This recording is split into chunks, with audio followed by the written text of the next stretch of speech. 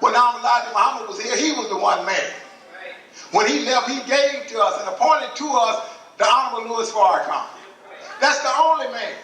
I don't care how wise or smart or what you think about the other, it's none going to get us off the cross but the teaching coming from our beloved leader, teacher, and guide, the Honorable Louis Farrakhan Muhammad. All praise to you, brother. So today, we are here, and we are blessed today, and we got some very good, strong teaching coming right from the very mouth in the face of our leader, teacher, and guide today, the Honorable Louis Farrakhan Muhammad. And I tell you what, I don't want to hold back no time, because I see our beloved minister here at Mosque number 27, the man that's raising up the West Coast around here. It's beautiful, brother. You look at him, he's shining. He's an example. He's an example. See, God puts a beautiful picture before you as an example.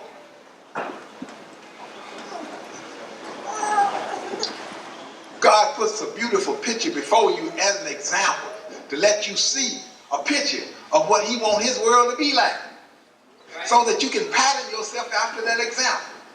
And our beloved brother, Minister Charles, here at Temple 27 is a beautiful example. Beautiful family, beautiful children, and a beautiful brother. Never pass you without a smile. You understand that? Beautiful brother. Let us give our brother our undivided attention, please, and give him the respect due to one of the children of the Most High God. As I bring before you our beloved minister of Mosque 27, Minister Charles X.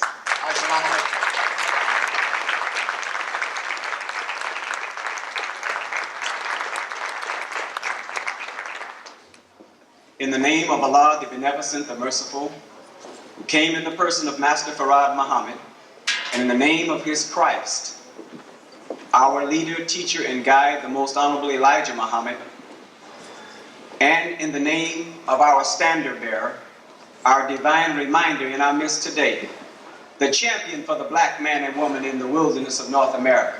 I speak of the Honorable Louis Farrakhan. I greet my brothers and sisters with the greeting words of peace, spoken in your original tongue.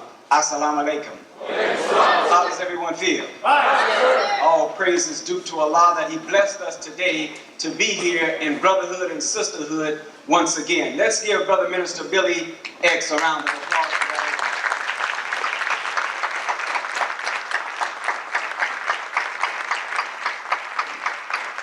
All praise is due to Allah.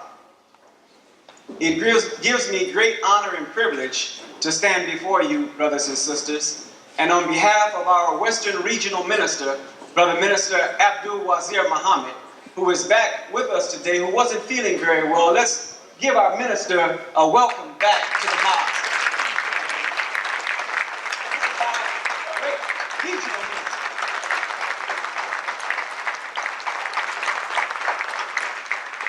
A black man that sat at the table of the Most Honorable Elijah Muhammad, who fought in the 50s and the 60s, who has not laid down on the struggle of black people, who stands along with his leader and teacher, the Honorable Louis Farrakhan, in a way that we have bold black men today and bold black women who are not willing to compromise the truth, not willing to mince the words of the truth when it comes to freedom, justice, and equality. You look at this blackboard, as Brother Minister Billy was explaining to us, and we see that there are two governments that is being talked about. One, the United States government. The other, Islamic government. One is of the devil and one is of God. Now there's a question in the middle, which one will survive?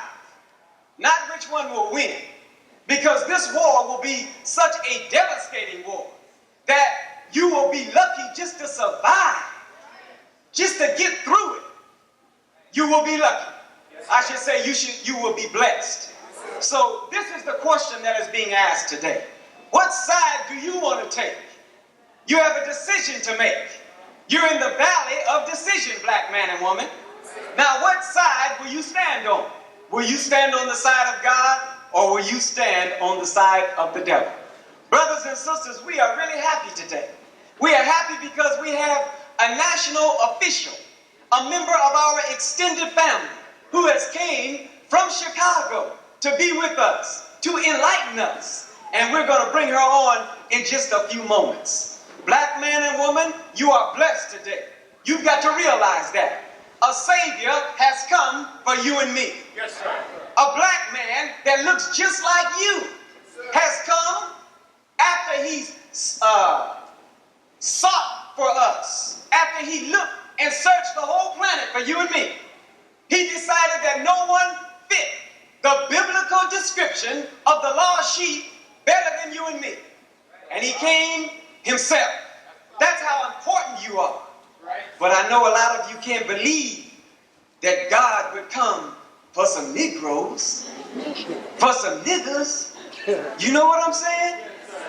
I know a lot of us can't really get it in our brain that God loves us so much that he would come and remove his holy robes and come down to the gutter of America. It hurt him so bad that he sat on the curb in Detroit, Michigan and cried. Said that he would walk a mountain 40 miles high just to teach one of us. Yes, that's how much God loves you, black man. But you have been taught by your open enemy to hate yourself. You hate your black skin. You hate your broad lips. You hate your hair. What has happened to us?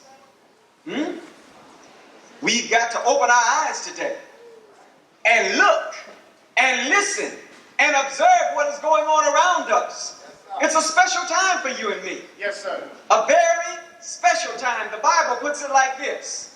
It is a great and a dreadful day.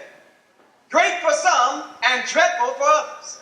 Black man, you don't have to suffer today the way you've been suffering. What you only have to do is accept yourself. Accept your own. And be yourself. Yourself is a righteous black man and yourself is a righteous black woman. You cannot beat the devil. I'm talking about specifically, I'm talking about the white man. Now y'all know that the white man is the devil. In 1991, we shouldn't have to tell you that. The light of Islam has been pumping throughout this wilderness for over 61 years. So I don't care if you've never been in Muhammad Mosque before. You've been affected by the teaching of the most honorable Elijah Muhammad, and now his student, the Honorable Louis Farrakhan. Either an uncle, an aunt, a brother, or a sister, or your mother, or your father, or some friend on the job, or some brother selling the Final Call newspaper, told you something about Islam. So the ball is in your court. What are you going to do with it? Huh? Are you going to pass it? Are you going to run? Are you going to punt? Huh? Or are you going to run with the ball? The nation of Islam is your inheritance. A price has been paid for you and me today to stand up as free black men and women. You don't have to be a slave today, black man.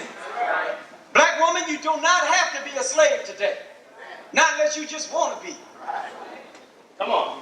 The scripture says that the devil don't have any power over us, except that he called us and we came. Quit doing the bidding of this wicked devil who operates on a high plane. He is a scientific, diabolical demon. You can't fathom the depth of the wickedness of this man. You think that some of them are your friends. I know you do. Because I thought that before the light of truth came to me. Brothers and sisters, open your minds up. In a few moments, we're going to bring our wonderful assistant to the Honorable Louis Farrakhan. Keep an open mind. We want you to pay attention. And we want you to utilize the principle of listening. Listening and hearing is two different things. When you are listening, you are absolutely at attention. Not so much so where you're rigid, but you're relaxed. You're ready to receive the word that the speaker is ready to give. Is that right? So we want you to put your thinking caps on. Just as you was checked when you came in this building today, which ensures your safety as well as ours. We want you to check the words that come from these microphones today. We want you to weigh it against everything that you've ever learned.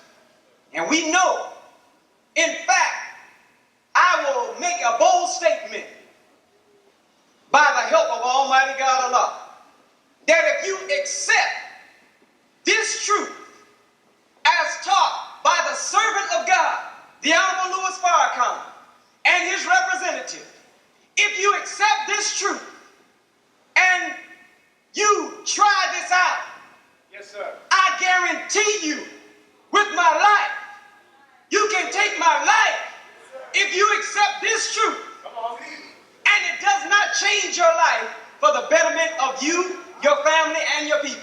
You can kill me. Just take my head. But don't you come to try to take my head if you are wavering. If you got one foot in the grave, and one in the mosque. If you coming in here half-step, jiving, playing with Islam. Islam is a hot fire. It will purify us or it will burn us up.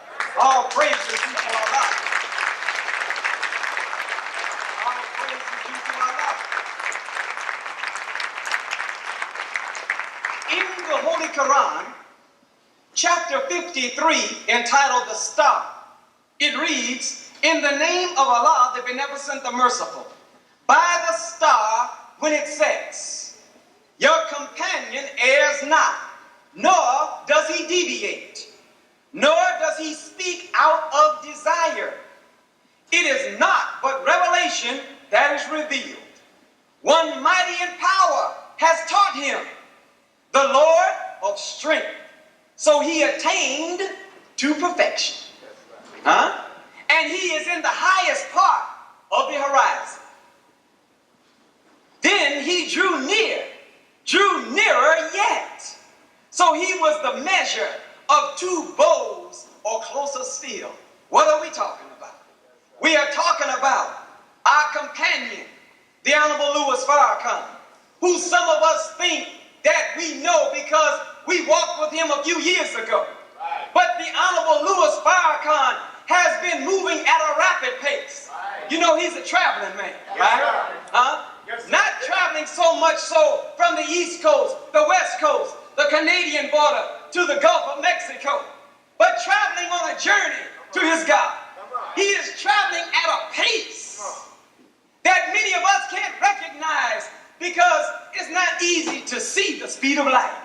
He is light years ahead of us, black man. When you slow down light, then you come to the frequency of sound. Do you understand? Sound is light slowed down. So the sound that is reverberating through the atmosphere, cracking atoms and stimulating your dead brain cells, then you have got to get up, black man.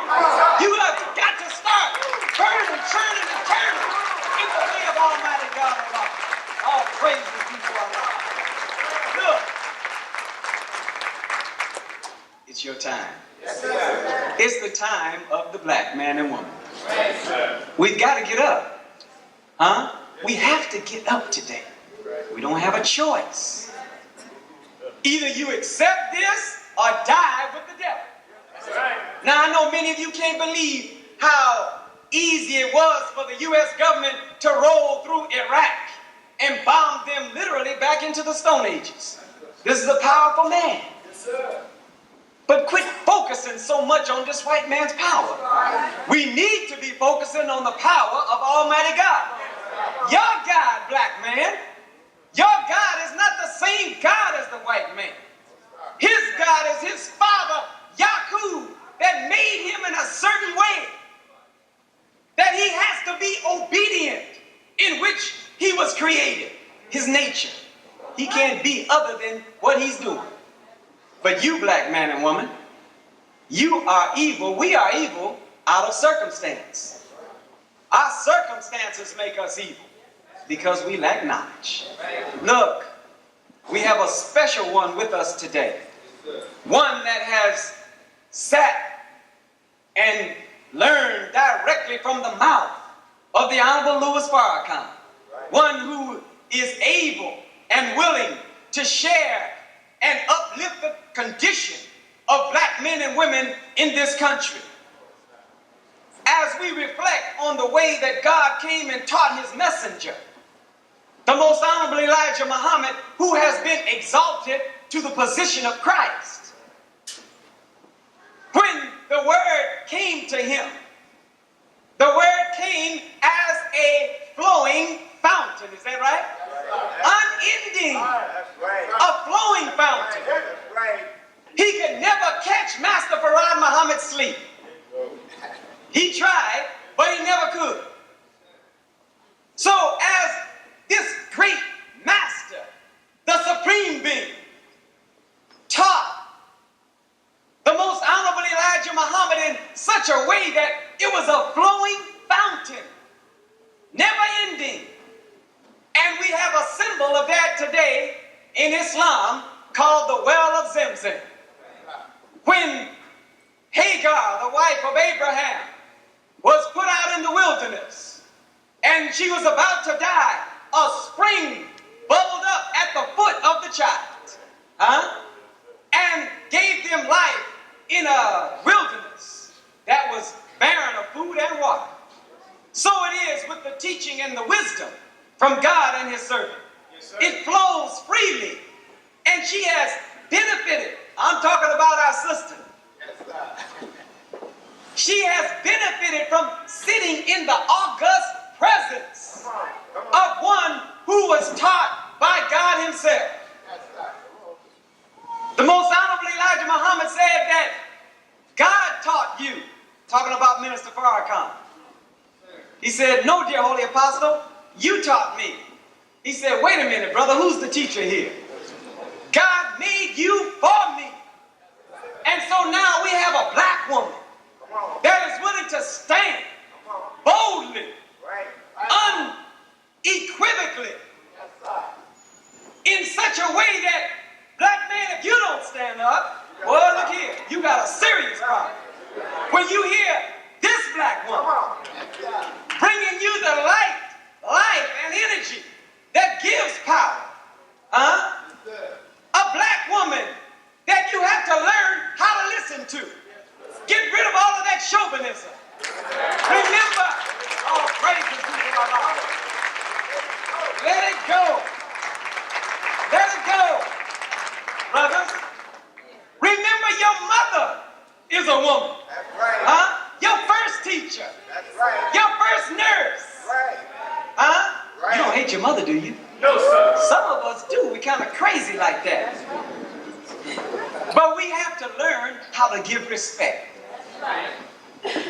And so at this time, we have arrived that we've all been waiting for. I'm anxious to hear from our sister, our special assistant, our national representative, a sister who is a goddess, who is bringing the word of the Honorable Louis Farrakhan in a refined way, in a way that you can understand today, black man, if you just open up your ears, open up your mind, and open up your heart to receive our sister, Minister Ava Muhammad.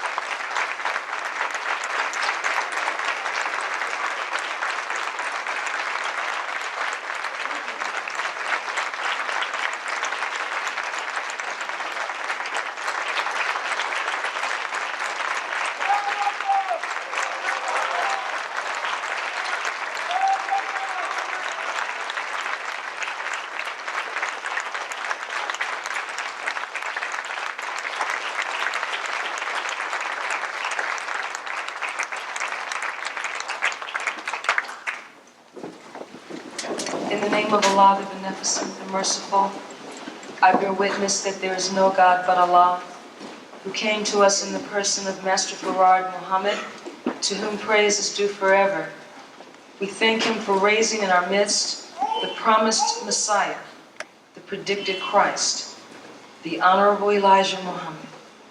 And we thank them both for our leader and our teacher, our brother and our friend in this critical hour, the Honorable Louis Farrakhan. I greet my beloved brothers and sisters in the words of peace in the original tongue of our fathers of Assalamu alaikum. I really don't know what to say. I'm so moved by the reception that similar to last night, all that I had to say just disintegrated with the overpowering energy that is in the room.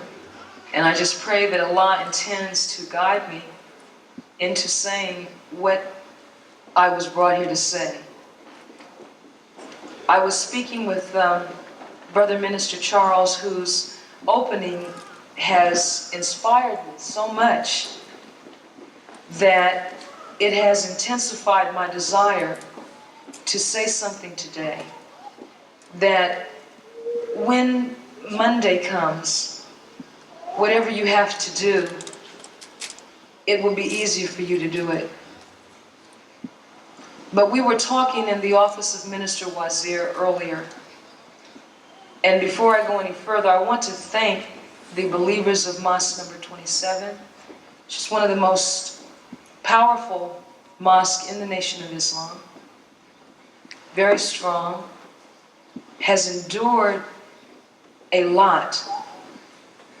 You have been assaulted physically as well as emotionally and spiritually by the flesh devil. I'm speaking now of the white man. And you have withstood it. And without you, this end of the nation would be in the dark.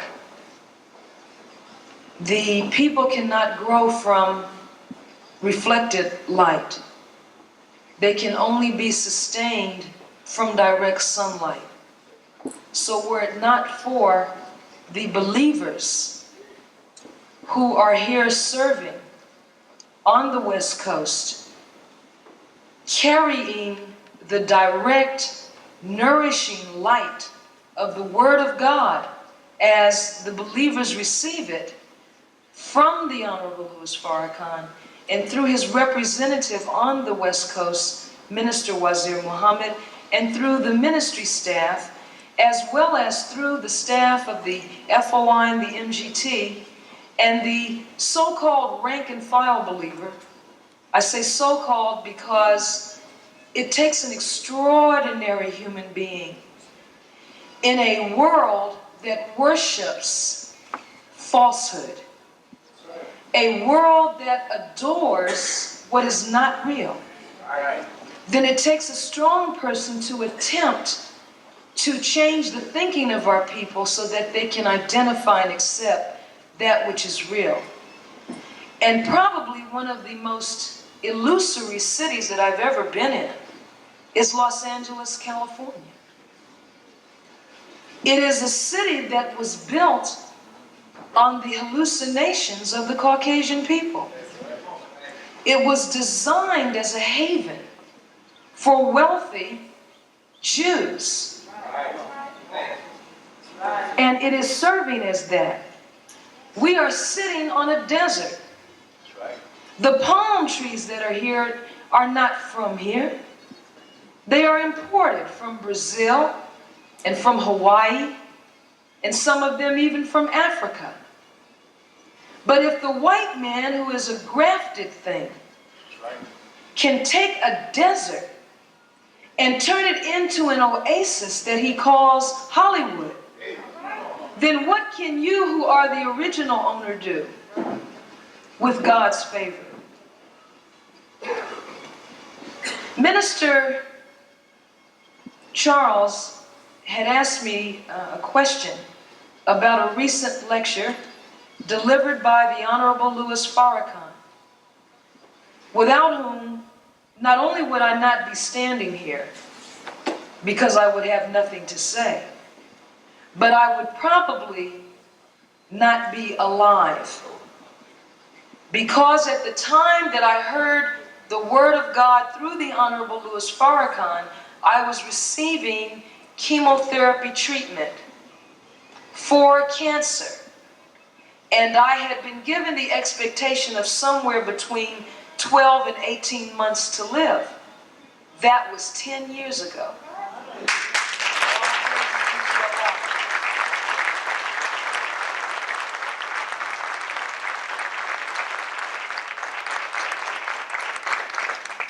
And I will say a little bit later about our brother Magic Johnson, because I want to say something to you in the way of warning about submitting yourself to Caucasian people for treatment of illnesses and diseases. That's right. But recently, Minister Farrakhan delivered a lecture, and in it he discussed the prayer that Abraham recited that is contained in the Holy Quran. And from that is this verse: surely my prayer, my sacrifice, my life and my death are all for Allah, the Lord of the worlds. That verse, according to what the Honorable Louis Farrakhan told me, and if you listen to his lecture on tape, that verse contains the sum and substance of the relationship of the believer to the Lord of the worlds. And in a very few days, there will come a time when all that will keep us alive is our direct relationship with God. There are things that money can buy, and there are things that money cannot buy. There are things in life that are assigned to us to do that we can delegate to someone else to do for us. But one thing that cannot be done by someone else is the experience of undergoing the process of resurrection. Not your husband, not your wife, not your father, not your mother, your children, your cousin, your boss at the job, your best friend. No one can undergo this process for you any more than anyone else on this planet possesses your same fingerprints. You have your own unique set of fingerprints. Not only is there no one living that has those prints, but no one who ever did live had those prints, and no one yet to be born will ever possess your fingerprints. No one will ever possess your voice print, even if it is your identical twin who shared time and space in your mother's womb. Allah does not manufacture human beings on an assembly line. So when you were produced, it was not a bad day for God, where He delegated the production of you to another person. And therefore, you cannot delegate your duty to Him to know yourself, accept yourself, be yourself, and do for yourself. No one but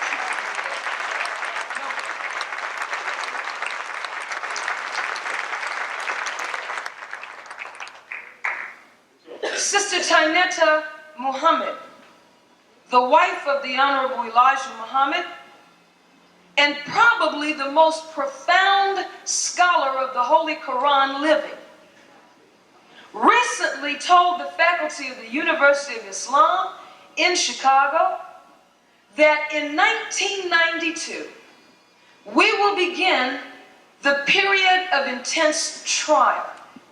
The we is the black nation. So, beloved, whether you say I'm Christian, Muslim, nationalist, agnostic, individual, I don't care, whatever you profess to be, it will begin a period of intense trial. she stated that, and it was the discussion with Minister Charles that brought it to my memory. I didn't plan to talk about it, but evidently it was meant to share that with you. It will be important that we all master the innate skill of what Jesus of 2,000 years ago referred to as tuning in, or the ability to read the minds of others. This is so because even if the Caucasian does not disconnect the telephone lines, even if he doesn't do that, in order for the black nation to survive, we must be able to effectuate a war successfully. And we cannot do that if the enemy is going to be made privy to our plans before we execute the plan. So since every telephone in and out of this country belongs to the Caucasian, as Minister Farrakhan says, the white man will tell you where two of you are gathered, I am the third. That's the white man talking, because he's the God of this world. But the black man is the God of the universe. So that is the balance that must be corrected.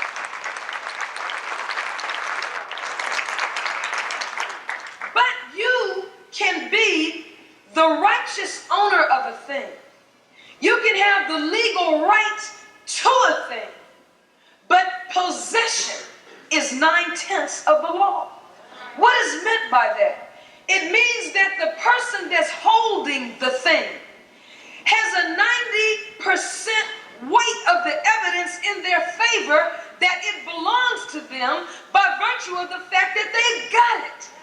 So this is what you are facing, black man, in your contention for your planet and for your woman, who has been taken from you by the devil and has been forced to produce for him a hybrid race of people commonly known as the Negro. And it is that hybrid race of people who stand as an impediment to the freedom of original people from all over the world. We in this room are of that. Meaning that we have been raised by the Caucasian. We have his blood mixed in our blood as a consequence of his rape of our mothers. His blood flowing through our veins causes us to yearn for his way of civilization. And it is difficult for us to let it go. But we've got to let it go. The Honorable Elijah Muhammad said, we are in a day of learning. If you do not learn, you are left behind. To go into the hereafter and join the heavenly society, you have to give up this world. Now, we need a higher wisdom than we're functioning with, beloved. If you have been following two televised events, and I thank Allah for technology, it is spoken of in the problem book as being a factor in freeing the slave. Two things occurred that will ultimately manifest in our favor. One was the hearing held when Brother Clarence Thomas was appointed to the Supreme Court by George Bush and then was challenged in terms of his qualifications. The other is the trial that is now being televised of the nephew of the late president. Okay, these two things. But I want to let those sit there for a second and get back to what I said about tuning in. We all agree, I am sure, that since Caucasian people virtually control all forms of communication, then we are going to have to return to our original means of communication, which is to send thought. Don't ever think that because they invented the telephone, that this makes them more advanced. If you understood the telephone, you would realize it is a regression.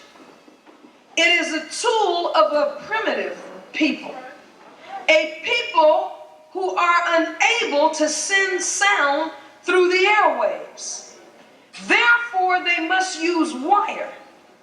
They can't send the sound because they lack melanin in the brain, so they have no connection with the cosmic forces that allows them to create a straight path for sound when they allow it to emit either from the voice or as a result of projection of thought.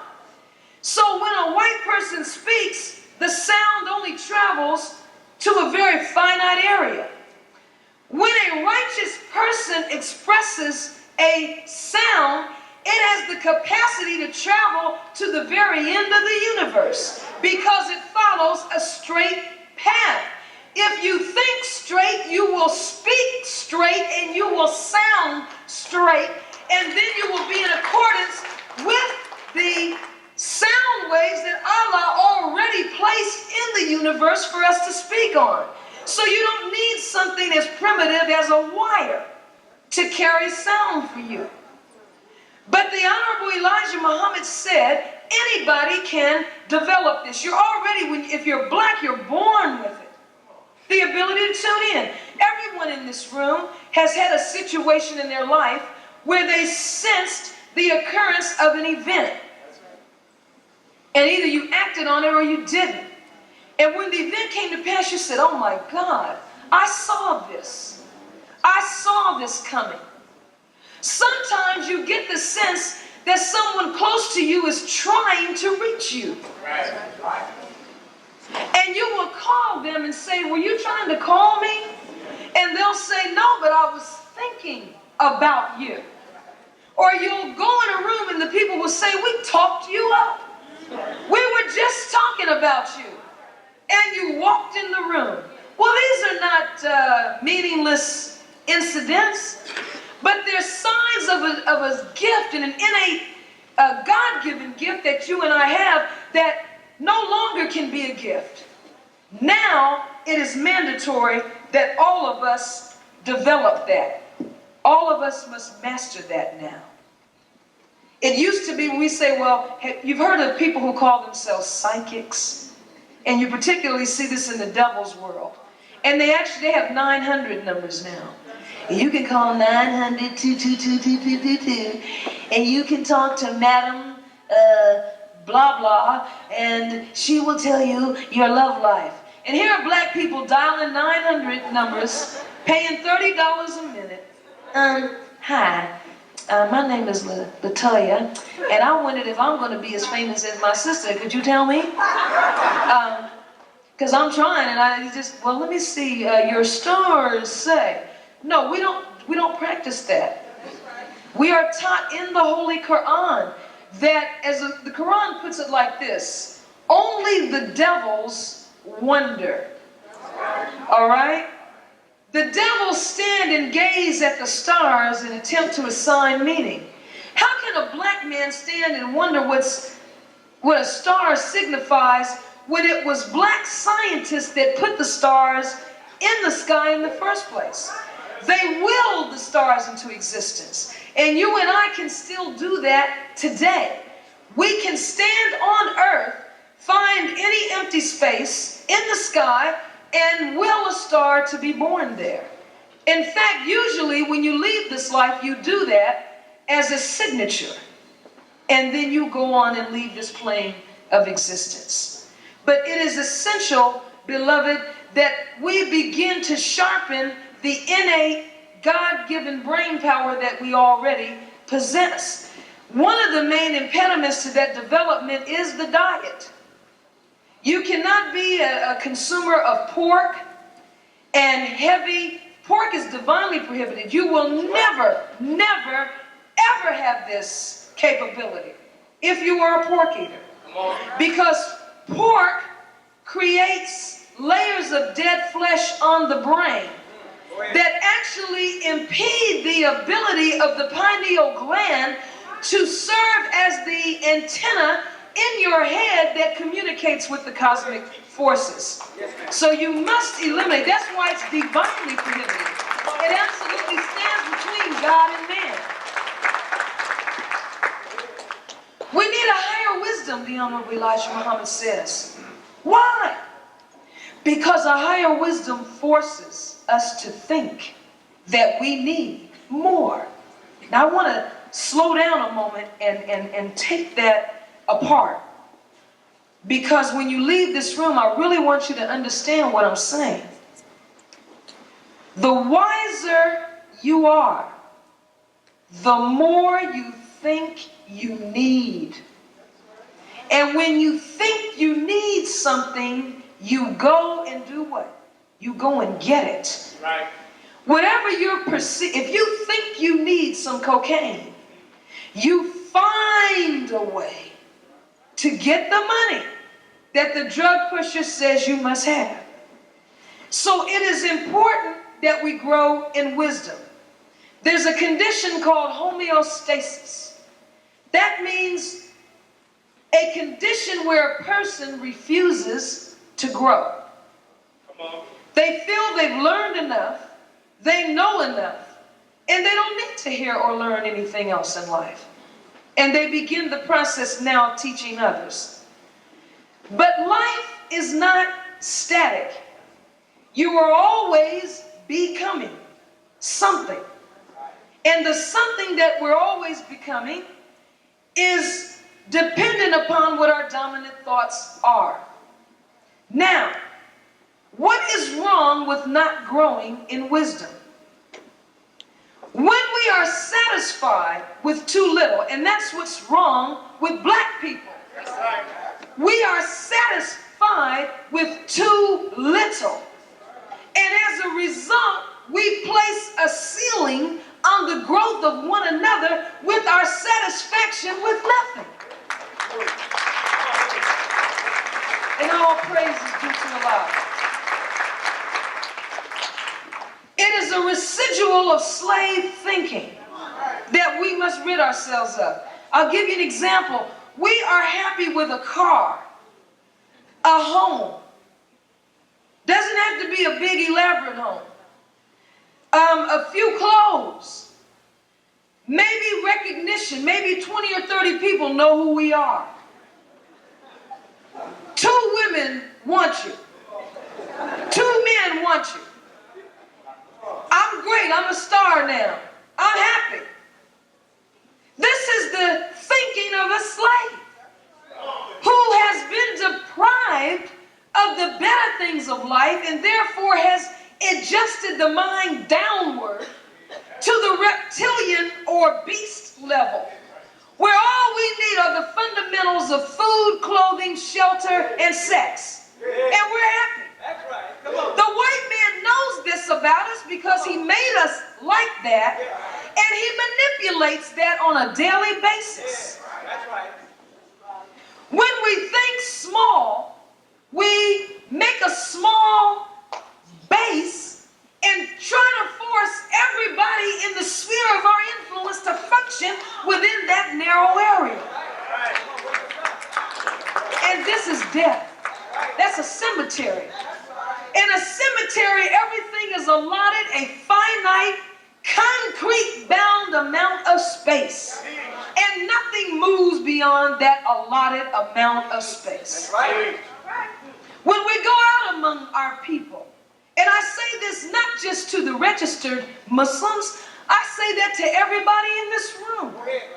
Because if you have the consciousness to take time on a Sunday afternoon when most of our people are recovering from some type of booze binge from last night, waking up, looking at somebody they never saw in their life, don't know the person's name, somewhere in a stupor, recovering from this morning's breakfast. Come on, sister. Breakfast was so heavy, it sent you back to bed again. This is what we could be doing Sunday. And if we were doing that, we would be acceptable to white American and Negro society. Yes, come on. If Negro society telephoned you at home and said, what are you doing? And you said, I'm looking at a video, or I'm watching the game, or I just had some pancakes, you would not be criticized. Right. So you have to have a very high level of consciousness to choose to spend your afternoon doing this. That's right. There's no music here. You can't have a cigarette. That's right. We are observing the month of Ramadan. We don't even drink a glass of water during the daylight hours. So for you to spend time with us says a lot about your consciousness. That's right. So I'm saying to all conscious people, Come on. that's everybody in the room, you're a leader among black people. Come on. Don't you realize how powerful you must be? That out of 40+ million black people, you are one of the few in one of the most difficult areas in the country to be right in. That's right. And you're trying to be right? That's right. The climate dictates that you take your clothes off. Right. The statement or the fashion statement of the hour dictates that you take your clothes off. So for a woman in this part of the country to cover herself and to conduct herself in a modest fashion, it requires a great deal of strength. That's right. Right. Now, when you go, now that you are a minister, because you are there,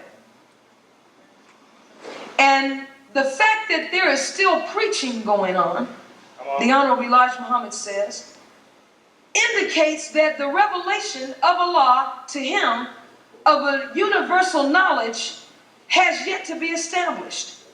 See, preaching is a sign of a situation.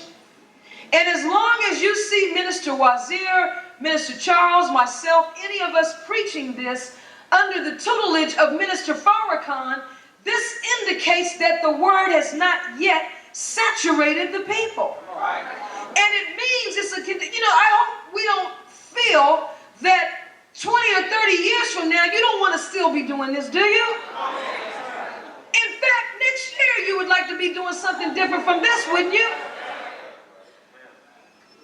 You should be next year somewhere in the Pacific looking for your island, where you're going to build your 4th or 5th home.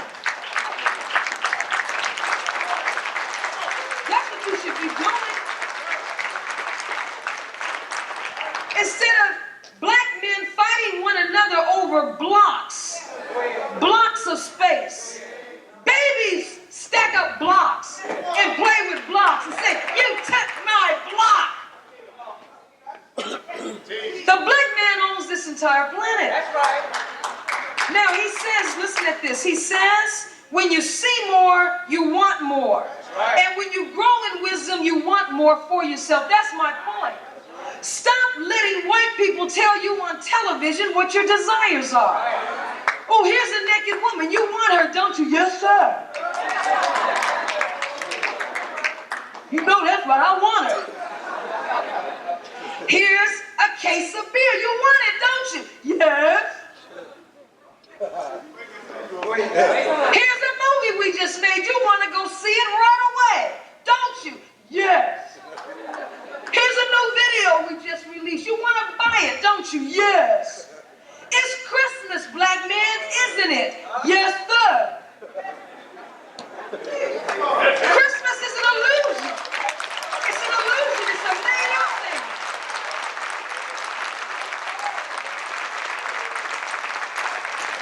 If black people did not observe Christmas, it could not be a reality. Don't you know that all reality emanates from the brain of the black man? If the black man doesn't think it, it cannot be. So before a white man can put anything over, he's got to process it through the mind of a black man. Then that black man has to go out and stand on it. Otherwise, it won't happen. It will never happen.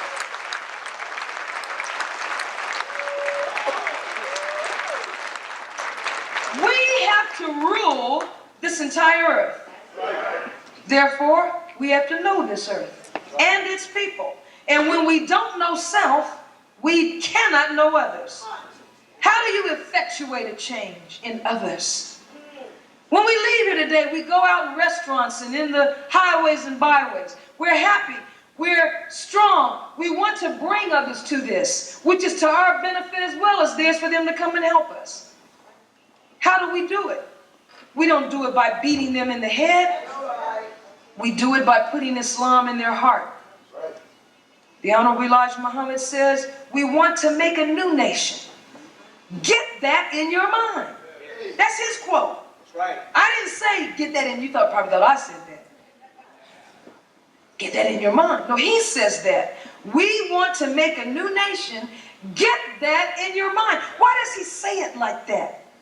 With that kind of force. And it's parental, the way he says it. Get that in your mind. Meaning, stop being so narrow. And stop seeking such small things. Right. And being satisfied with nothing. That's right. But we'll never change ourselves unless we change our way of thinking. That's right. Because thought is what produces the change. Come on. And the nearer, beloved, that you go to a goal. You know, when you start out on the goal towards righteousness, in a wicked society, it is traumatic. Because first you're struggling with yourself, right? And we were talking about this last night in the MGT meeting, which was so beautiful. That was a beautiful meeting of black women. All praise to God.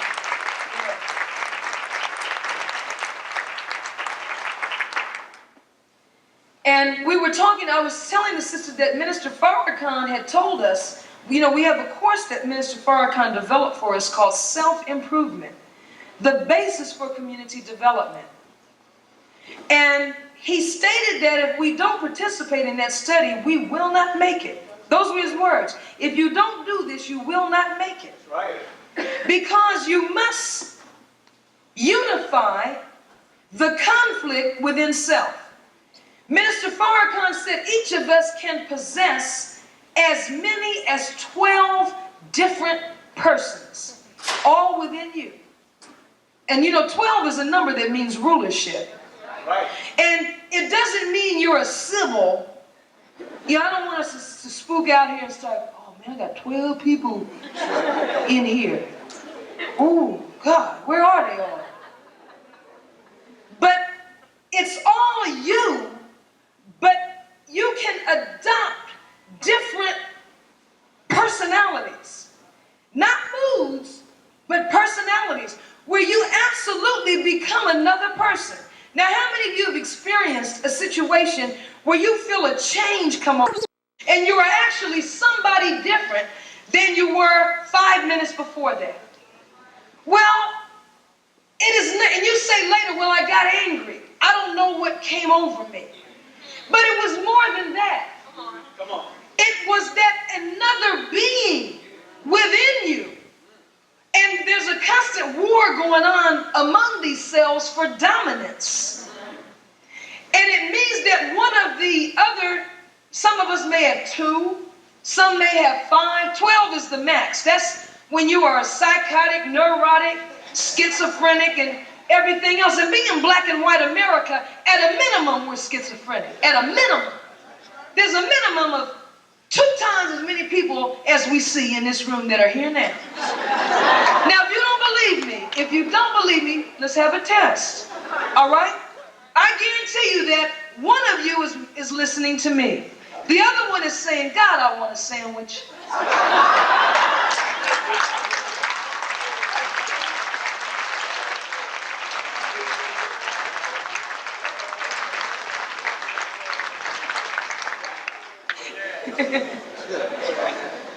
One is saying, this is a good lecture. The other one's saying, man, this chair is so hard. Man, do they have a room where I can go smoke a cigarette and come back? One side's up front, the other one's saying, boy, that sister look good. And they got us all separated and everything. And maybe I can send a vibe over. That's interesting. We know how to send those signals. But why can't we signal some money and get economically independent. We know how to get what we want. We know how to get what we want. Anyway, I'm getting a little carried away. As my husband would tell me, you're out of control. But my point is this. There must be unity of self before you can unify with anyone else. And this means that we must now examine self, analyze self, and make corrections in the flaws in our character that have been put there as a result of living under a devil. And once we unite self, then we can join with one another. But we can't do that if we're not willing to first examine ourselves. So when you first come into the Nation of Islam, everything that happens to you is so traumatic. You are told to summarily dismiss Christmas. Something that we love. And we defend it under the subterfuge that it is the birthday of the Christ. Though neither we nor anybody else thinks of him on that day. That's right. It is a day where the first thing we do is wake up, well, where are my presents? That's right. What'd you get me? Come on. That's the number one thought. This is December 24th. The thought for the 25th is, what am I getting? Whereas, I've never heard of a birthday where a person has a birthday and everybody gets gifts except the person whose birthday it is. That's really strange. Oh, Ava, it's your birthday. We got each other these clothes. Because we're so happy. And then we got a fifth of Johnny Walker because we're so happy. We decided to get drunk to celebrate your birth. And tonight we're going to go out and shoot some people to close out this great day of celebration. And if I don't get a gift, I'm going to kill myself. Homicide, suicide, theft, everything negative increases in this month that we're in right now. Right. Listen. And this is pressure on you and I. That which white people have trained us to think is a day of relaxation and pleasure actually puts more pressure on us than any other time of year. Why? Because of people who are poor now have to concern ourselves with looking good to our children. Then as the minister laments, after suffering and struggling all year to buy gifts for your children, you tell them some fat, nasty white man came in the house in the night and gave it to them. Santa Claus, by the way, must be an alcoholic. Now, the reason I say that is because of the red nose.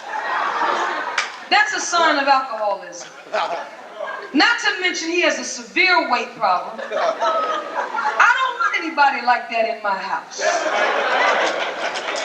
If he came to my door, I would call the men in the white jackets to come and get him.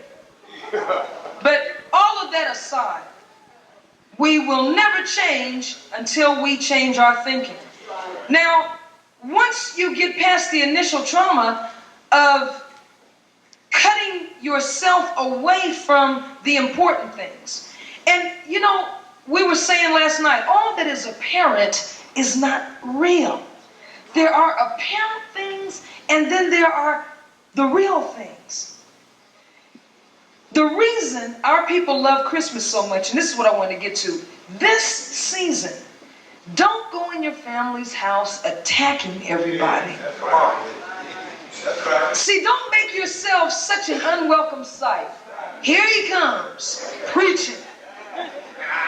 We were having a good time. And here you come, you just heard something at a lecture, and now you want to go and destroy everybody's good time. No, it doesn't work like that. Work on yourself. And what you do, you going over and visit the family. Holidays are a good time to see your family because they're all in one place. Usually they don't come together. So take advantage of the time to spend time with them. But if they offer you some food and you're on a fast, just say, no, thank you, I'm not hungry. What's wrong with saying it? Well, we're on Ramadan, and anybody that was right would also not eat. Only a slave nigga, Uncle Tom, Bojangles, butt dancing nigga would eat. Because I'm a black man, I'm a black woman, I don't eat no hog, and I don't drink no.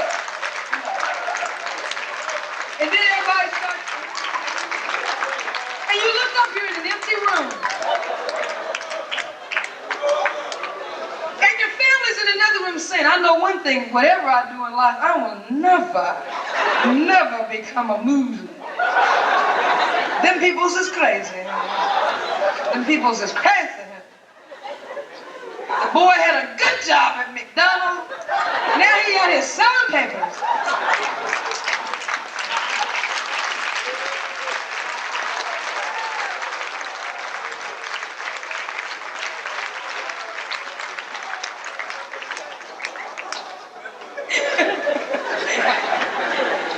Yes, no, thank you.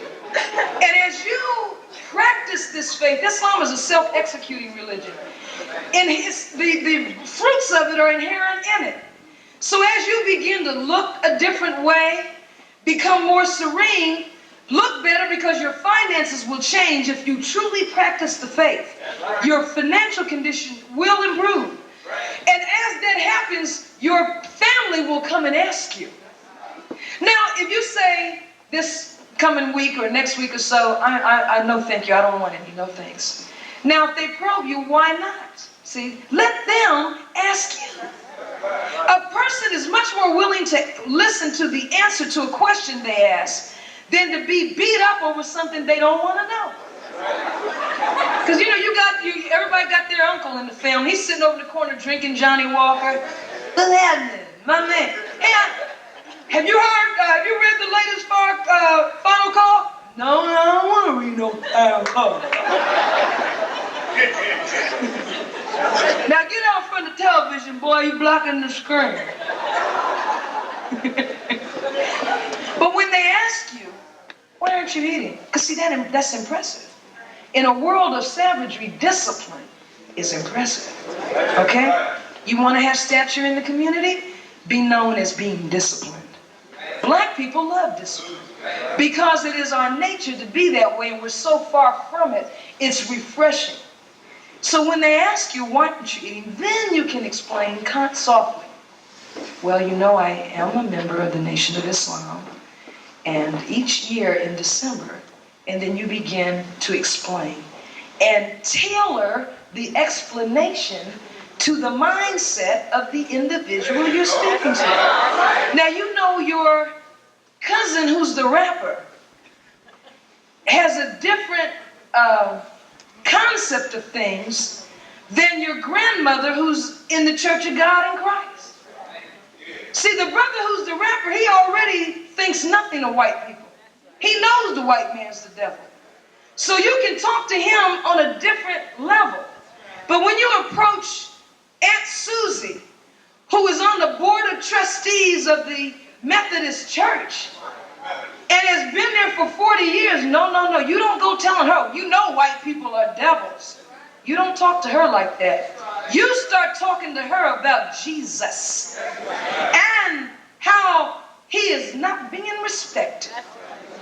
And isn't it a shame, Grandma, that on the birthday of the Savior, people are out drinking and carousing and engaging in all kinds of sporting play. But I came over to see if you needed anything done.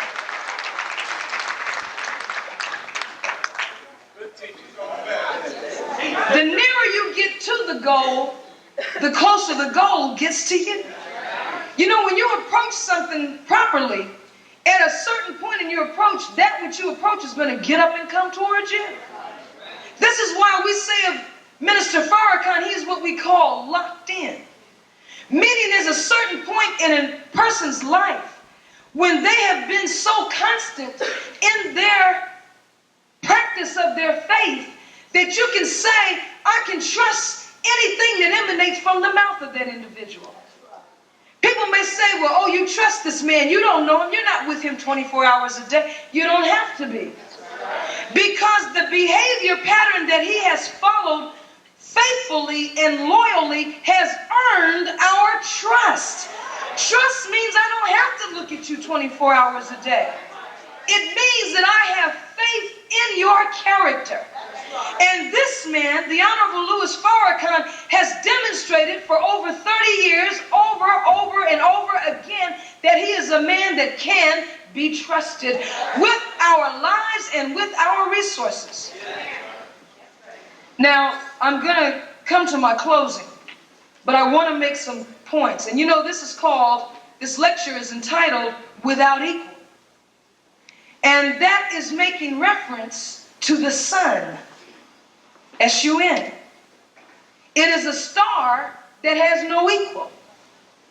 There are many stars in the sky that can give light, but they can't give a light that produces life.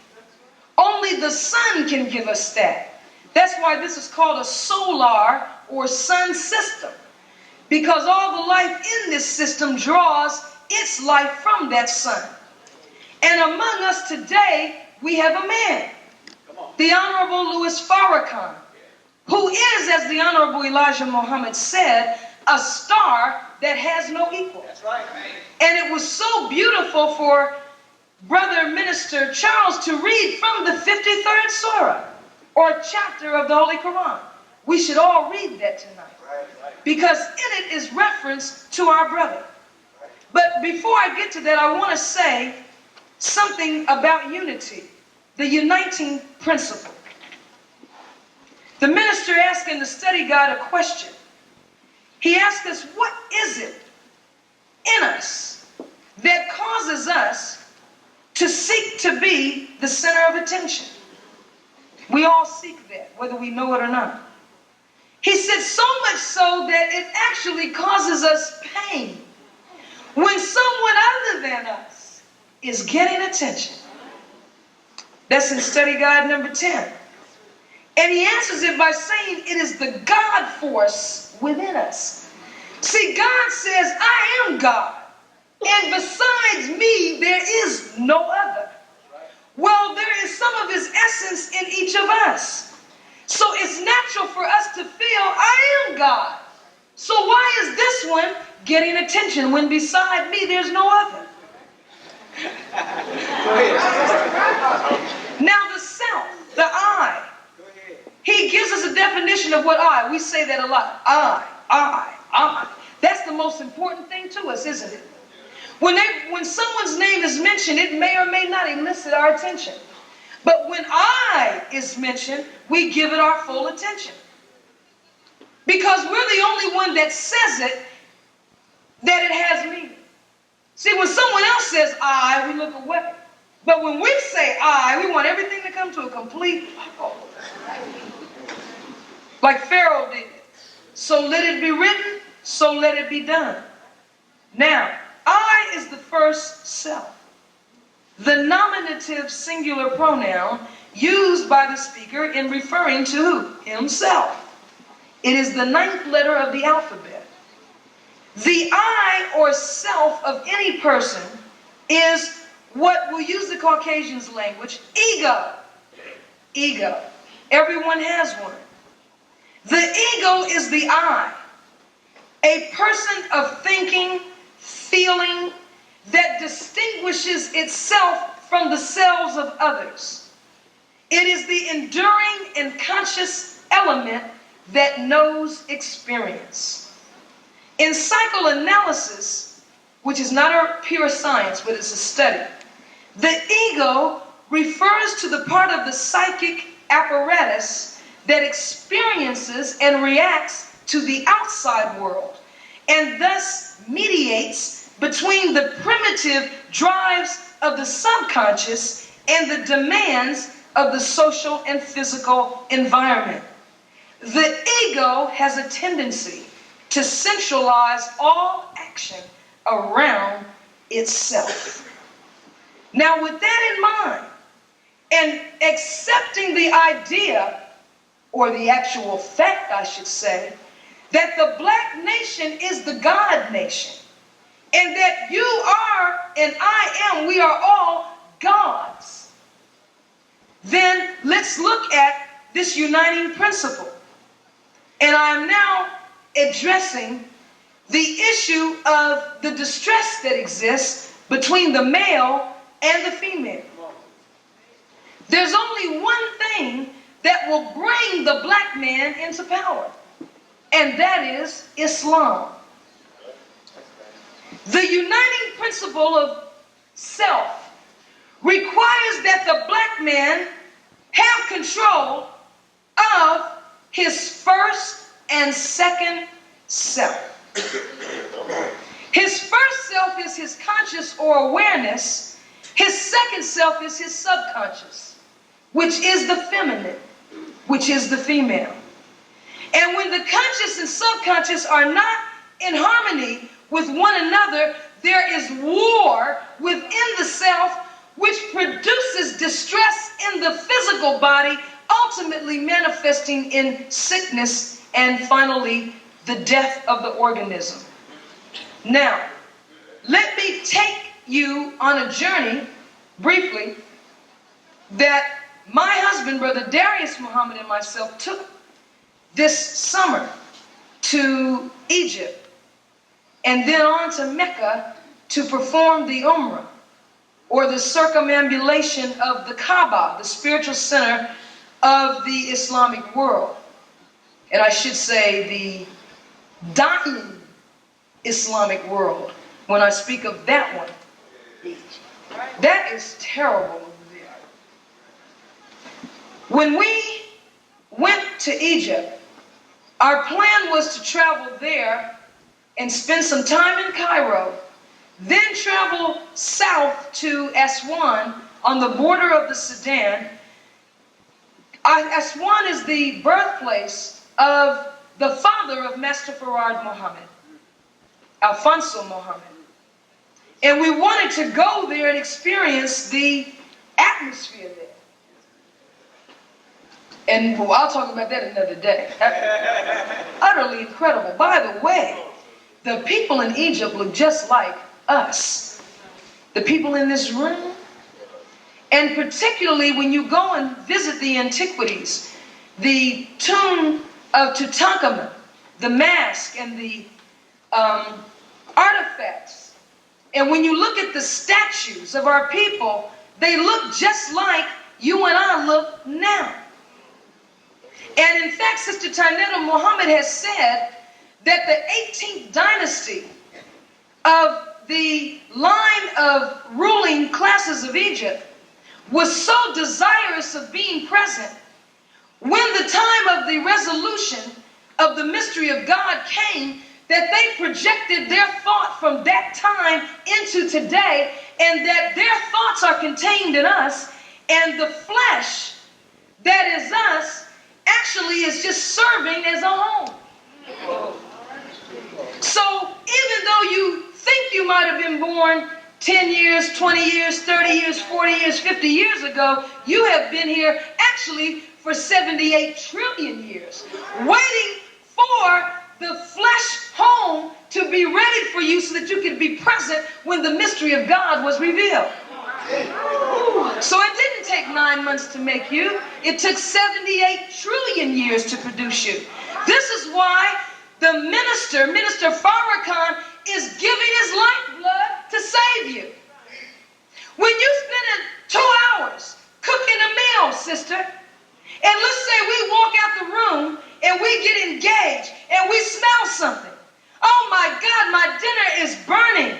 We run into the kitchen with post-haste to do what? Save that dinner.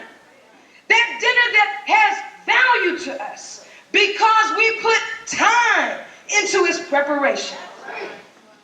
So how do you think God feels about what it took 78 trillion years for him to put together? He's given everything he's got to save us.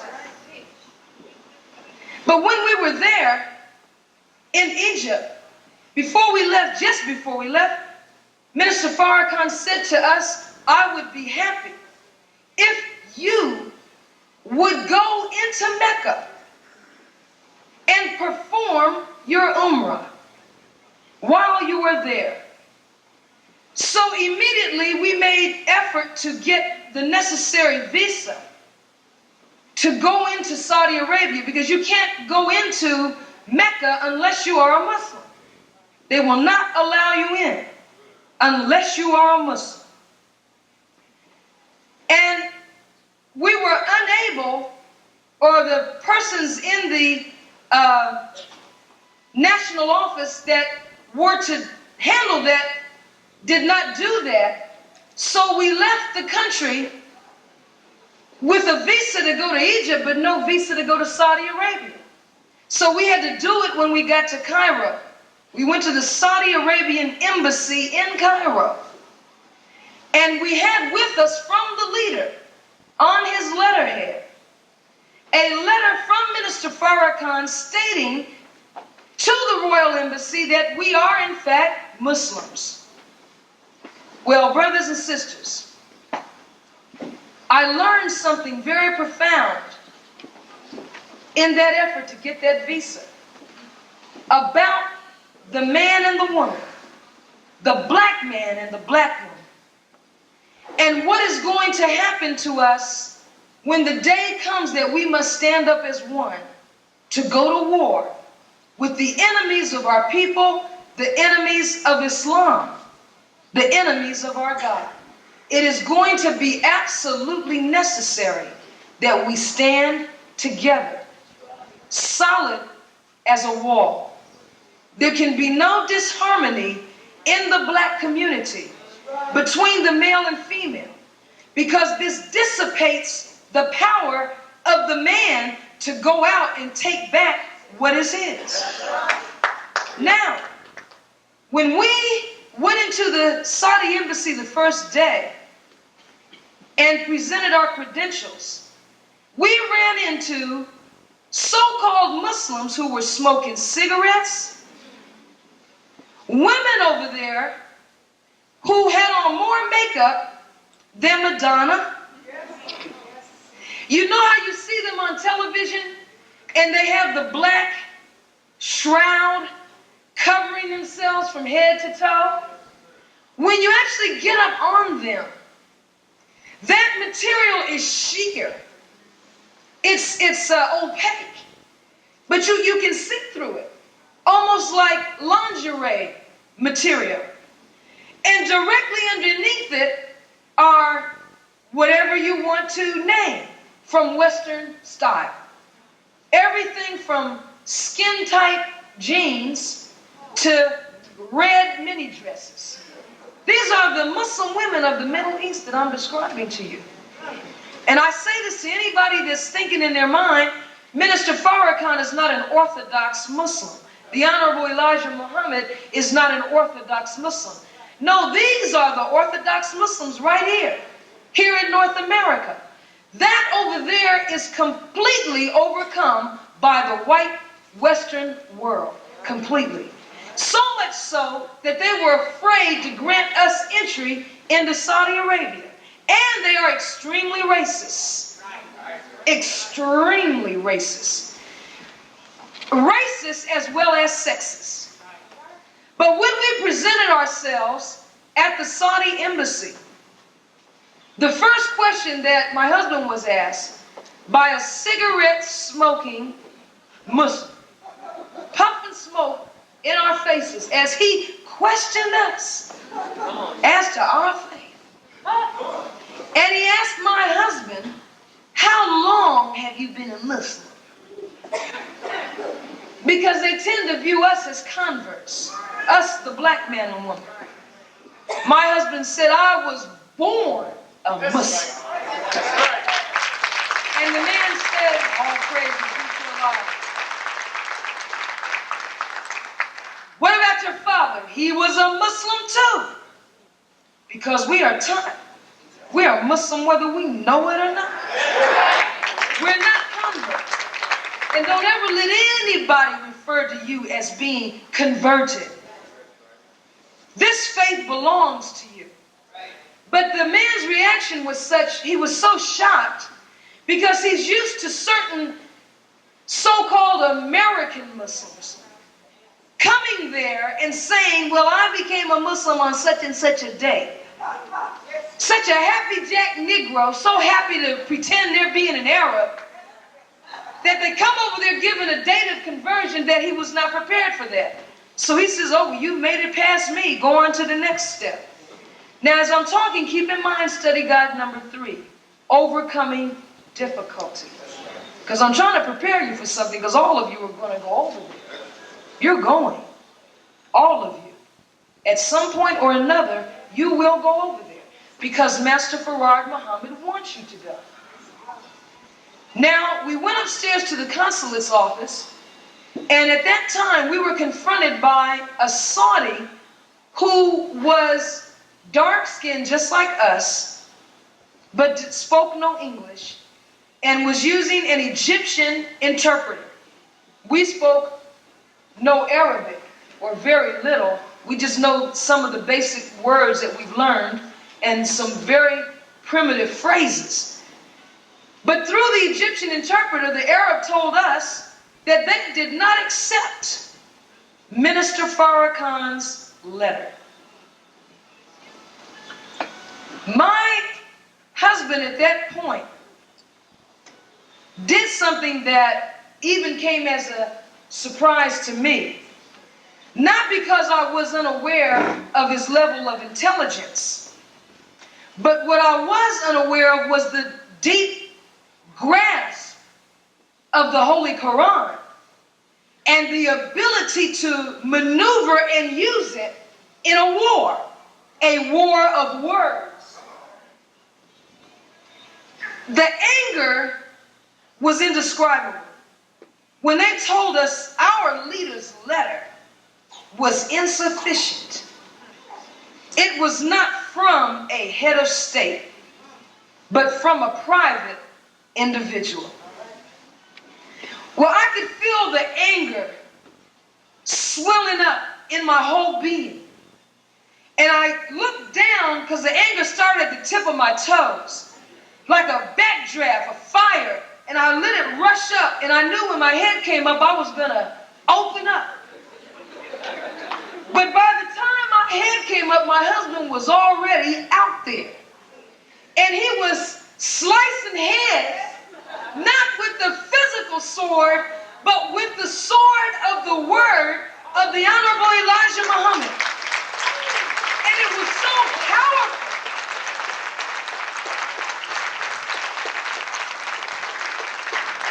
It was so powerful that you had Arabs sitting around the room. Everybody's puffing and smoking. The whole room came to a standstill as they listened to this dispute. And you could hear them murmuring in Arabic to one another. And my husband said to them, the Holy Quran teaches that you do not hinder the way of the believer from the mosque.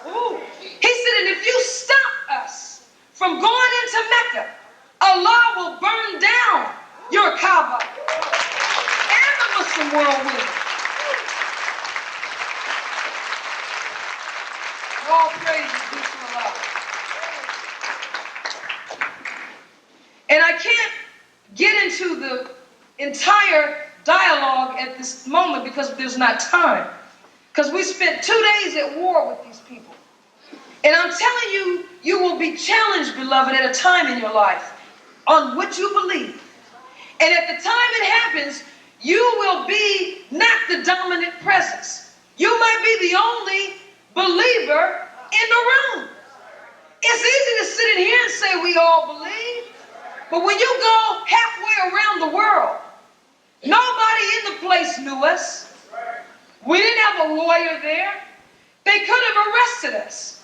Because we were so forceful, we refused to back down. And my husband said to the man, says, well, how do I know you're a Muslim?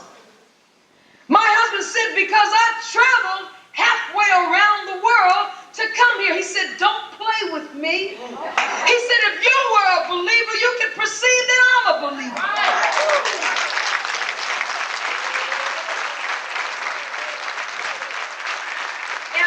Muslim? How do I know you're a Muslim? He said, you're looking at me.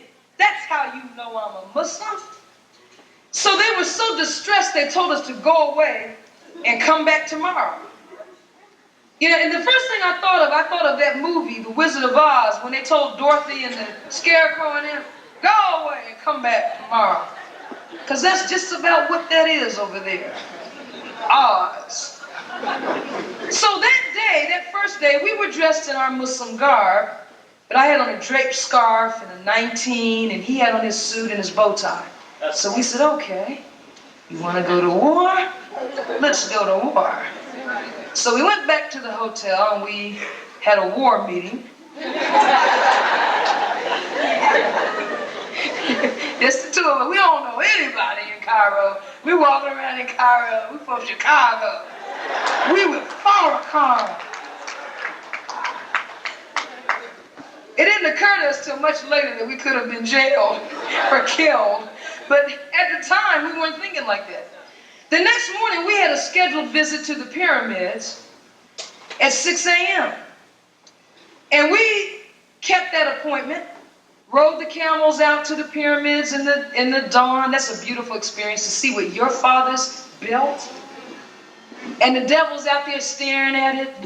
How'd they do it? They can't figure it out. But my husband said, put on your white uniform.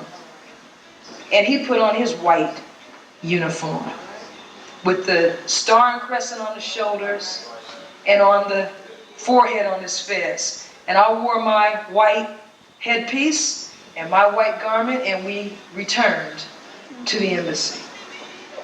This time, the moment we got out of the car, we had a driver there by the name of Gamil, who was a very beautiful Egyptian brother. But when he pulled up and let us out the car, outside of the embassy is always like a carnival. People waving passports, speaking 1,000 languages, trying to get in. When we went back the next day and we got out the car, everything froze in suspension at the sight of us. We went in, and this time we encountered no difficulty getting through the gate, went right back to where we left off the day before. And here's the point I want to make. Because you might ask, well, while your husband was doing all this talking, since you're supposed to be a preacher and a lawyer and all this, what were you doing? Weren't you helping him? Yes, I was. And I never opened my mouth. The way all praises due to Allah.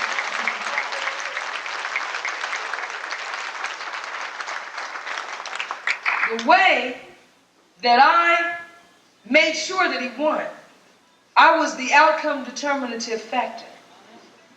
Because as the dispute occurred verbally, I, the subconscious or female side of my husband, presented the image of what he was saying. I was the witness of the truth that we are in fact Muslim. Because how do you know the level of a development of any man? By looking at his woman. And all praises be to Allah.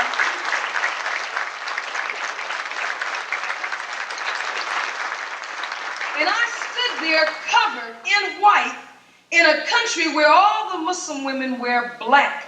They are not permitted to wear white. The Honorable Elijah Muhammad, the Honorable Louis Farrakhan have dressed the MGT in that which the Muslim world does not permit its women to wear. So they were so distressed and psychologically imbalanced by my appearance that they couldn't handle looking at me and talking to him at the same time. And so together we defeated them. They had no choice but to issue those visas. And my point is this: we must be in harmony. The male and the conscious, which is the conscious, and the female, which is the subconscious, are two powerful and autonomous cerebral hemispheres in the brain. Teach. You have your right side of the brain, which is forming the pictures, and the left side, which is creating the ideas. And the two work together. So I say that even though, black man, it appears that the white man has control of his woman, he does not. And this is manifested in her behavior and her dress, that she is not properly with him in his effort to rule. And without the woman of any nation, there is no such thing as that nation ruling. It may look as though all the other men have their women in control, but they do not. And I guarantee you that when you see the white that the sisters are dressed in, this is a sign of where the focus of attention must be today. This is a sign of the peace that comes in the circle of Islam when the subconscious, which actually controls the vital processes of a nation, is brought into balance with the conscious mind. I say that to say this. Black man, you must encourage the black woman in her struggle to be correct.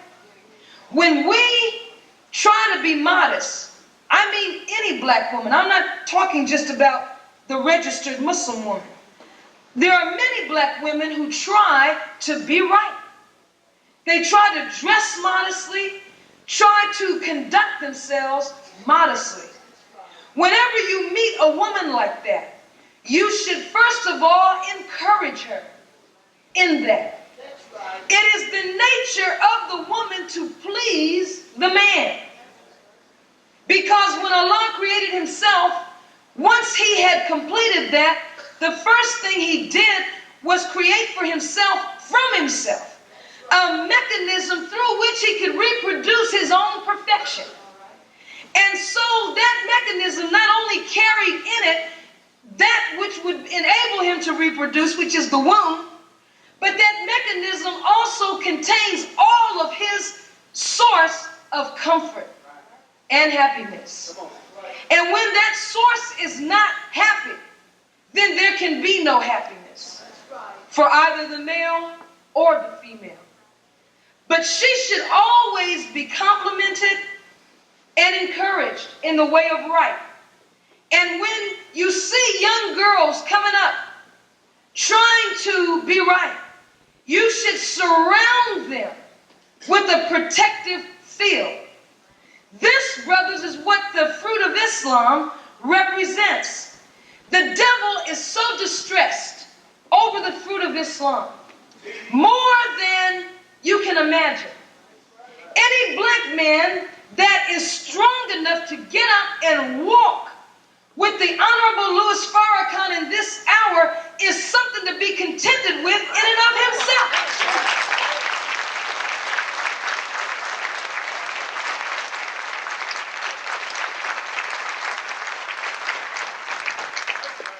When you see the ministers speak, when you see the Muslims in their meetings, and you see the black men that stand ready to give their lives for the protection of this truth, each one of those men as an individual has the power to absolutely bring down America and level it alone.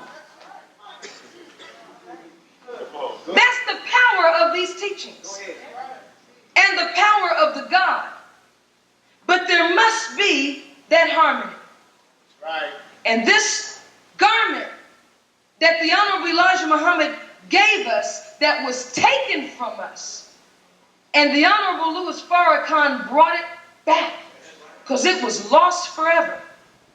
That garment is the symbol of the circle of peace that is the true Islam. So brothers, look for this.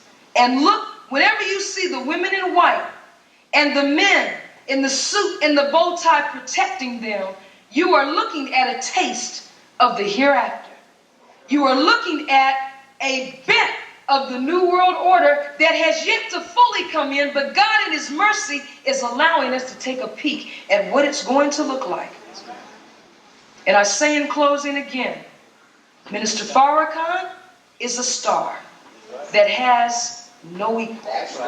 He is a light-giving sun, as described in the 33rd chapter or surah of the Holy Quran. You know that the sun has vitamins in its light. That's right. That you can't get from any plant. There's certain vitamins that no matter what you eat or what pills you take, you can't get them. There's only one way you can get them. That's to go out and bask in the light of the sun itself. Right. And so it is with Minister Farrakhan. I don't care who you listen to, brothers and sisters.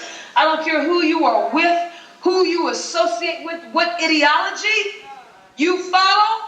There is a certain light that comes from the mouth of the Honorable Louis Farrakhan that you'll never get anywhere else. Guaranteed.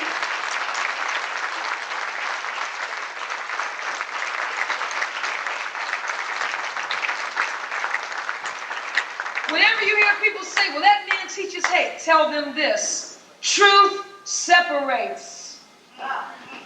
The sun is the difference between night and day.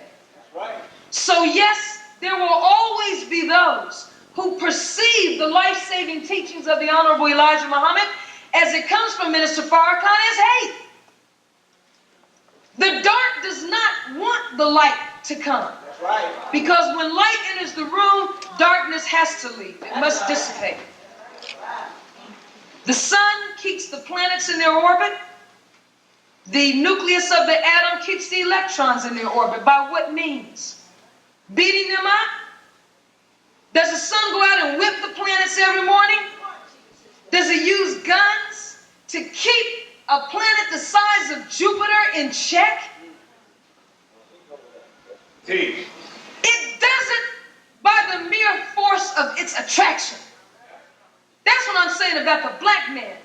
Your attraction is so powerful, you don't need a gun. You can draw to you what you want to draw to you simply by looking at the thing and saying be. And then it is. But in order to activate that power within us, we must pray. That's the last thing I have to say. We must pray. I must pray. I am faulty and deficient in my prayers, and yet I'm alive after suffering from cancer. We were talking about our brother Magic Johnson. We have sent word to him that there is a cure for AIDS that is readily available, that we have the access to. Right. But I guarantee you, brothers and sisters, as one that was saved from the grasp of the devil, that if our brother continues undergoing this medicine, AZT, it won't be the AIDS virus that kills him. It'll be the white man's treatment program that kills him.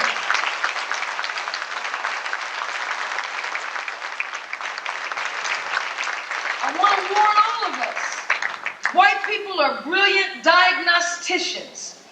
Go to them and let them tell you what's wrong with you, because they're scientists. But don't let them treat you. Never let them treat you. If they tell you you have AIDS, if they tell you you've got liver cancer, I don't care what they can tell you you've got an aneurysm on the brain. Thank you very much, Mr. Devil. I will see you some other time. Don't submit yourself to him.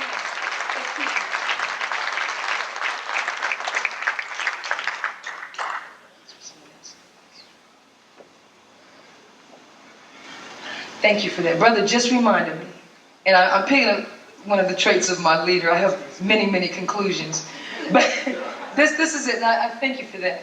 Kennedy and Clarence Thomas, real quick. One thing I wanted to say about it, first of all, is that we're in an era now of televised trials. Very shortly, you and I will be on trial. That's right. And if we're not on trial, it will be because we have done what we should have done, and we will be putting white people on trial, meaning we will have approached this government about reparations. So either way, there's about to be a proceeding that's going to take place in Congress between black people and the United States government, and at the leadership posture of that will be Minister Farrakhan and the Nation of Islam. But what I wanted to say, all praises due to Allah,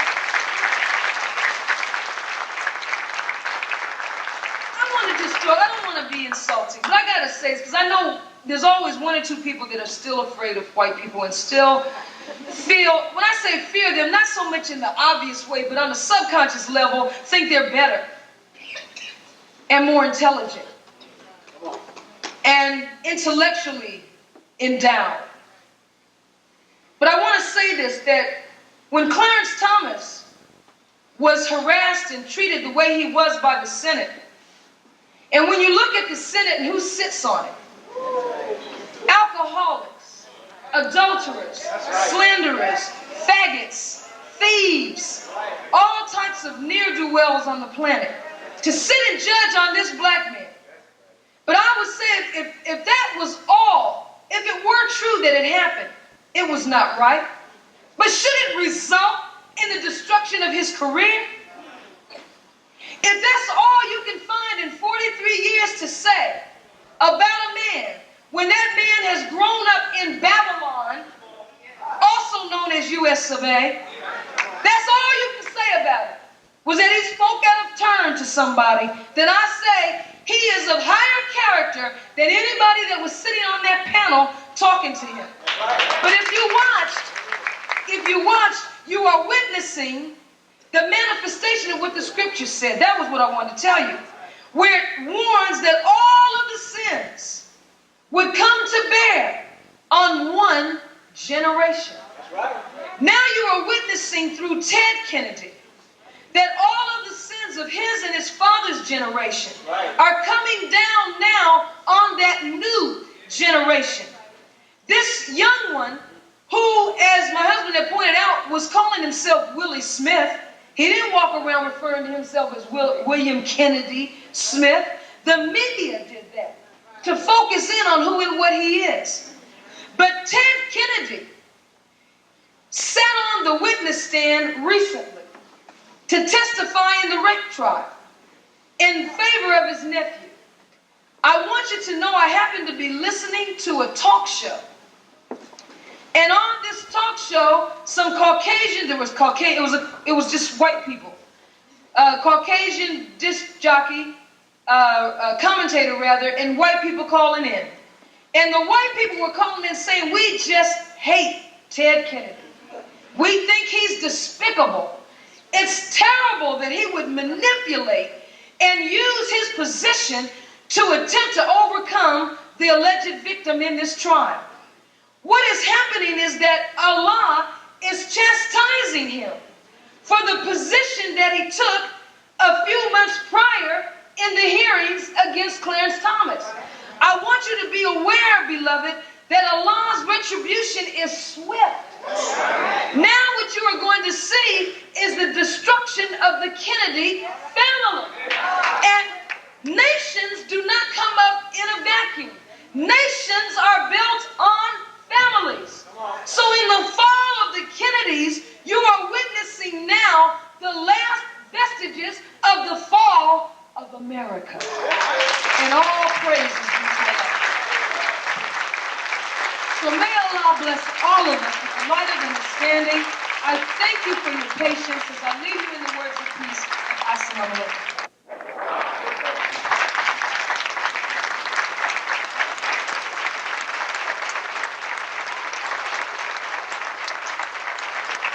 Let's hear it for our sister, Minister Ava Muhammad. All praise is due to Allah. All praise is due to Allah. Allahu Akbar. Allahu Akbar. Allahu Akbar.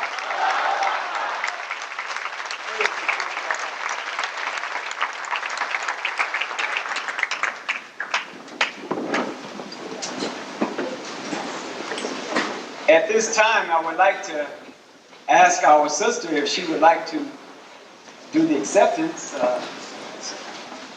So receive her once again, please.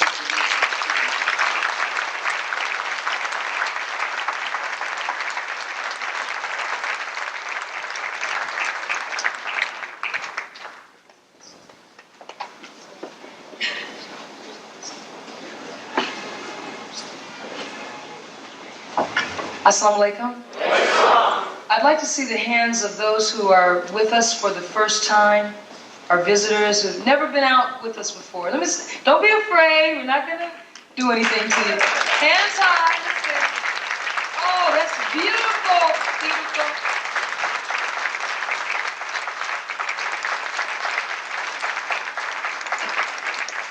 How many of those with their hands raised felt that what you heard today was truthful and good for our people? Beautiful.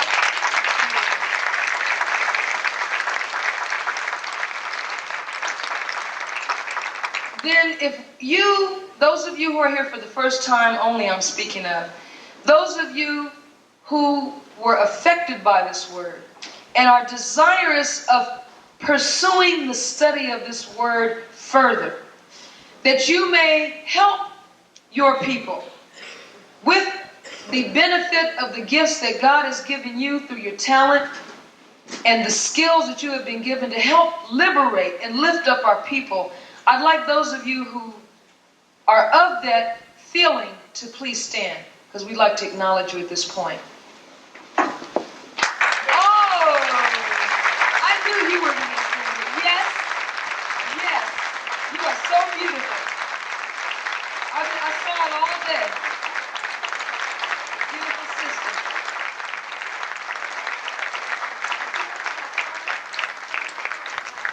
What we'd like you to do is, for the sisters, there's a sister to your left, and brothers, there's a brother right here.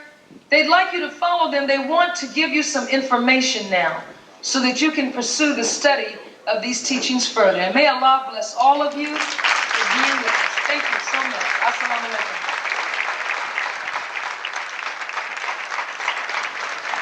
Brothers and sisters, as our visitors, first-time visitors are receiving information, please don't leave if you don't have to. Please don't leave. We are just about at the end of our meeting, but we do have to, we want to have at this time, is Brother Jamal out there? Brother Lieutenant Jamal, the first officer of the mosque, has a presentation from the FOI for our sisters. So this time I'd like to call our brother forth.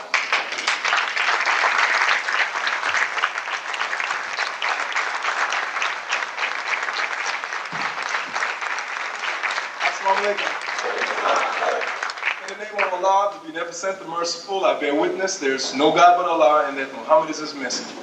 Brothers and sisters, on behalf of the FOI from Mosque 27 and all the outlining areas, I'd like to present this bouquet of roses to Sister Ava for generously sharing Allah's Spirit with us. Thank you very much. Thank you very much.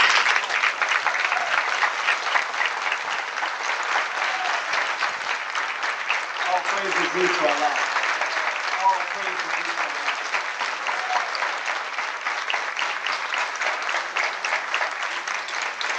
Brother Minister Wazir, would you like to have any words with us today, sir? He says, Assalamu alaikum. Wa alaikum salam. Brothers and sisters, I thoroughly enjoyed myself today. How about you?